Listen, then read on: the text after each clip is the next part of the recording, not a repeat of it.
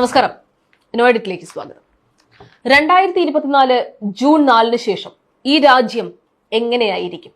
ഭരണം കൈവിട്ടു പോകാതിരിക്കാനുള്ള എല്ലാ ഇടപെടലുകളും BJPയും മോദിയും അമിത്ഷായും നടത്തിയിട്ടുണ്ട്. 2024 പൊതു തെരഞ്ഞെടുപ്പ് പ്രക്രിയയിൽ ഇനി അവശേഷിക്കുന്നത് ഒരൊറ്റ ഘട്ടം മാത്രം, 57 സീറ്റുകൾ. പ്രാഥമിക തെരഞ്ഞെടുപ്പ് വിജ്ഞാപനവും വോട്ടെണ്ണലും തമ്മിലുള്ളത് 80 ദിവസത്തെ അന്തരം.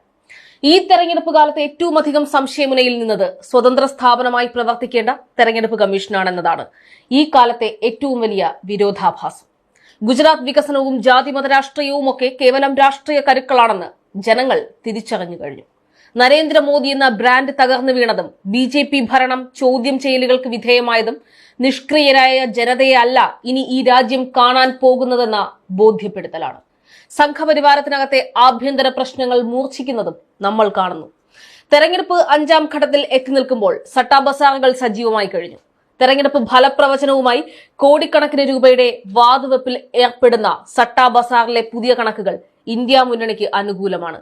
മുംബൈ സട്ടാ ബസാർ ഇന്ത്യ മുന്നണിക്ക് 348 സീറ്റാണ് പ്രവചിക്കുന്നത്. തെരഞ്ഞെടുപ്പ് വാതുവെപ്പിൽ കൂടുതൽ വ്യക്തതയോടെ ഫലം പ്രവചിച്ച ചരിത്രമുള്ള ഫലോദി സട്ടാ ബസാർ ഇന്ത്യ മുന്നണിക്ക് 348 സീറ്റുകൾ പ്രവചിച്ചതായാണ് റിപ്പോർട്ട്. തെരഞ്ഞെടുപ്പിന്റെ ആദ്യഘട്ടത്തിൽ NDAക്ക് ഉറച്ച വിജയം പ്രഖ്യാപിച്ച ഇടങ്ങളാണ് ഇപ്പോൾ മാറിമറിയുന്നത്. മോദി ബ്രാൻഡ് എന്നത് ഊതിവീർപ്പിച്ച ബലൂൺ ആണെന്ന് ഈ രാജ്യത്ത് കഴിഞ്ഞ 10 വർഷത്തിനിടയിൽ തെളിയിച്ചത് ഈ രാജ്യത്തെ കർഷകരാണ്. വിണ്ടുകീറിയ പാദങ്ങളുമായി ദില്ലിയിലെത്തിയ അവരുടെ നിശ്ചയദാർഢ്യത്തിനു മുന്നിൽ BJP ഭരണകൂടം മുട്ടുകുത്തി.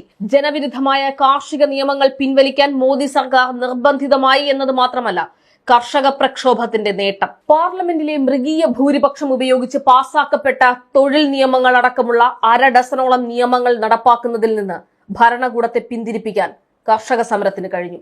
ജനവിരുദ്ധ നിയമങ്ങൾക്കെതിരെ ഭരണകൂടത്തിനെതിരെ തെരുവിലിറങ്ങാൻ ജനങ്ങൾക്ക് ഊർജം പകർന്ന ഒന്നായിരുന്നു കർഷക പ്രക്ഷോഭം. അതുകൊണ്ട് തന്നെ ജൂൺ 4 വരുന്ന തെരഞ്ഞെടുപ്പ് ഫലം എന്ത് തന്നെ ആയാലും ഈ രാജ്യം കാണാൻ പോകുന്നത് നിഷ്ക്രിയരായ വാമൂടി കെട്ടിയിരിക്കാൻ പോകുന്ന ജനതയെ ആകില്ല എന്ന് ഉറപ്പാണ്.